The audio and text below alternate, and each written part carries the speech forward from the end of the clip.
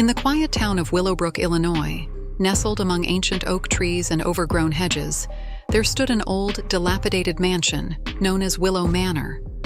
The locals had whispered tales of its haunting for generations, believing it to be cursed, a place where the living and the dead coexisted uneasily. In the summer of 2016, when I was just a 16-year-old high school student, my friends and I decided to challenge the legends that surrounded Willow Manor. Among us was Sarah, my closest friend, who had always possessed an unshakable fearlessness and a thirst for adventure that bordered on recklessness. One moonless night in July, we gathered at the gates of the mansion, our breath visible in the chilly air. Armed with a single flickering flashlight, we pushed open the rusty iron gates and ventured into the abyss of darkness that enveloped Willow Manor. The moment we crossed the threshold, an icy wind swept through the corridors, extinguishing the flashlight. We were plunged into utter darkness, our hearts pounding with fear. It was as if the mansion itself had swallowed the light, leaving us blind and vulnerable.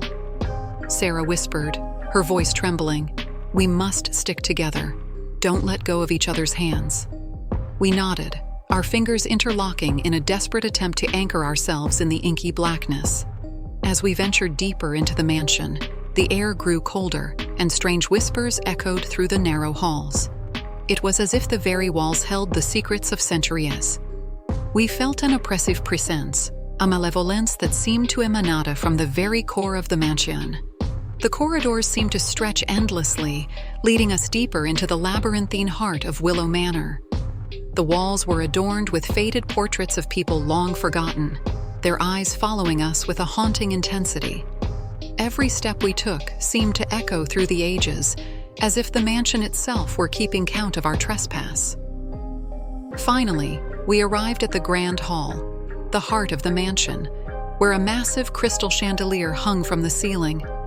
It was rumored that this chandelier harbored the mansion's curse, a curse born from the tragic death of a young woman who had perished beneath its ornate beauty. Sarah, her determination unwavering, stepped into the center of the grand hall.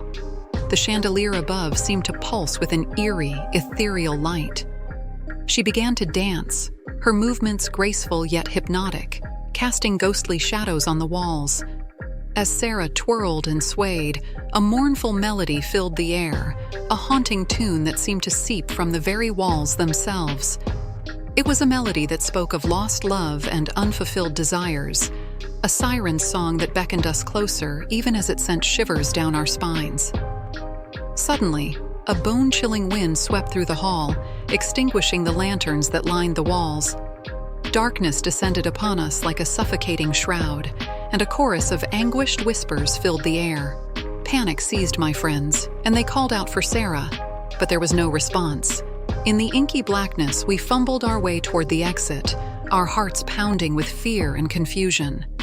The mansion seemed to come alive, its walls closing in on us, as if it were determined to keep us trapped within its cursed embrace.